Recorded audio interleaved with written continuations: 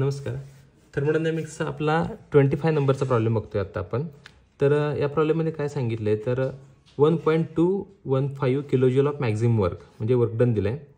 पण due to the एक्सपान्शनचा अर्थ होतो की W हा मायनस असणार आहे आणि जो व्हॉल्यूम दिला आहे तो इनिशियल व्हॉल्यूम आहे तो 5 मीटर क्यूब आहे, फायनल व्हॉल्यूम आहे तो 10.5 मीटर क्यूब आहे. म्हणजेच काय झालं असणार आहे तर हा सिलेंडर आहे, हा पिस्टन आहे आणि हा इनिशियली तो होता 5 मीटर क्यूब म्हणजे V1 हा 5 मीटर क्यूब असणार आहे आणि या पिस्टनचा मागे गेला आहे. मागे गेल्यानंतर व्हॉल्यूम हा वाढला आहे, हा नाही V2 झाला असेल तर 5चा 10.5 झाला आहे. टेम्परेचर किती दिले त्यांनी 300 केल्विन आणि आपल्याला नंबर ऑफ मोल्स कॅल्क्युलेट करायला सांगितलं. त्यासाठी आपल्याला काय करावं लागेल तर गिवन लिहावं लागेल. गिवनमध्ये काय येतोय W max is equals to 1.215 kilojoule. मग कोणतंच वर्क डन आपण किलोजूलमध्ये घेत नाही, आपण ते जूलमध्ये कन्वर्ट करतो. मग 1215 जूलमध्ये कन्वर्ट झाला म्हणजेच 1000 मल्टिप्लाय केला. परत V1 किती आहे आपला तर V1 आहे तो 5 मीटर क्यूब आहे आणि V2 आहे तो 10.5 मीटर क्यूब आहे. परत टेम्परेचर आहे ते 300 केल्विन आहे.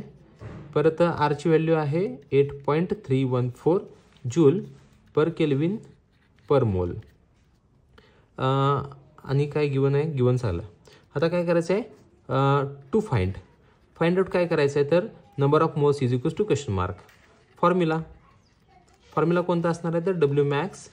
आता कॉम्प्रेशन काय एक्सपान्शन तर एक्सपान्शन आहे, एक्सपान्शनसाठी minus 2.303 nRT log to the base 10 V2 upon V1 हा फॉर्म्युला आपण वापरणार आहे. मग आता याच्यासाठी काय आपल्याला नंबर ऑफ मोल्स काढायचे म्हटलं तर हे एका बाजूला घ्यायला पाहिजे. मग आपण असं लिहूया, असा फॉर्म्युला होऊ शकतो N is equals to W max upon 2.303 into R into T into log to the base 10 V2 upon V1. म्हणजे काय केलं आपण तर हे N इथंच ठेवला आणि बाकीचं हे सगळं ह्याला मल्टिप्लाय आहे ना तर इकडे जाऊन डिवाइड झालं. आता हा W मॅक्स आहे तो मायनस आहे आणि हा मायनस तो कॅन्सल होऊन जाईल. आता ह्या सगळ्यामध्ये आपण काय करूया व्हॅल्यूज पुट करूया कॅल्क्युलेशनमध्ये.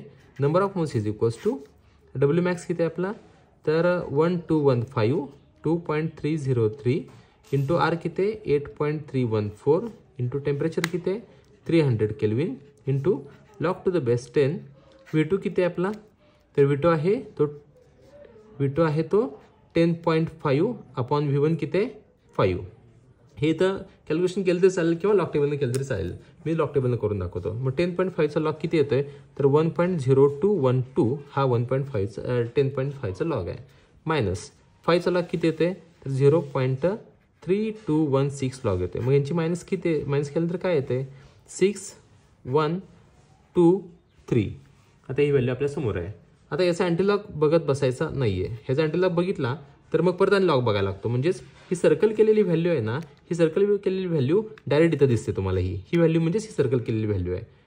म्हणजेच काय करणार होतो तुम्ही इथं आता अँटीलॉग बघणार, अँटीलॉग बघितलं तर परत लॉग बघायला लागणार, परत आणि हीच व्हॅल्यू येणार. त्यामुळे कशाला अँटीलॉग बघायचा, लॉग बघत बसायचंच नाही, वेळ खूप वाया जातो. आपण असं करू शकतो N इज इक्वल्स टू मग 1215 डिवाइड बाय 2.303 इंटू 8.314 इंटू 300 आणि ही व्हॅल्यू आहे ना ही डायरेक्ट ॲज इट इज घ्यायची. मग ॲज इट इज कशी 0.3216 ही व्हॅल्यू ॲज इट इज घेतली.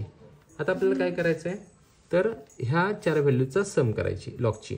मग त्या 4 व्हॅल्यूचे लॉग आपल्याला काढावे लागतील. मग कोणते कोणते लॉग बघायचे बघा. याचा लॉग किती येतो 0.3623 प्लस याचा लॉग किती येतो 0.9198 प्लस 300चा लॉग किती येतो 2.4771 प्लस याचा लॉग किती येतो तर 1.5073.